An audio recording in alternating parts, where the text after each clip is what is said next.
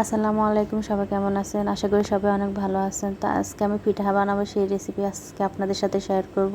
আমি এগুলো কিন্তু খেজুর পিঠা বানাবো। এগুলো দুই রকমের খেজুর পিঠা বানানো যায়, একটা হাতে আটা করে বানাই, আর আরেকটা কিন্তু একদম সুন্দর করে আমরা যেরকম ওই যে রুটি বানাই ওরকম আটা করে তারপর বানাই। তো আমি এখানে প্রথমে নারিকেলগুলো খুব সুন্দর করে কোড়াই নিলাম। কোড়াই এখন একটা কড়াইয়ের মধ্যে বসাই দিলাম ভালো করে। এগুলাকে আমি একদম নাড়াছাড়া করে একটু পানি দিয়ে দিব। পানি দেওয়ার পর কিছুক্ষণ এগুলো জোশ করব। তো এখন আপনারা কিন্তু দুধ দিলেও ইচ্ছা, না দিলেও ইচ্ছা। তা আমার মতে আমি একটু দুধ দিয়ে দিলাম। দুধ দিলেও কিছু হবে না, না দিলেও কিছু হবে না। তা আমি এখন ভালো করে জোশ হওয়ার পর এখন এখানে আটা দিয়ে দিলাম। আটাগুলো দিয়ে দেখেন খুব সুন্দর করে আমি এগুলো একদম মিহির করে বানাই। এখন আমি খেজুর পিঠাগুলো বানিয়ে ফেললাম।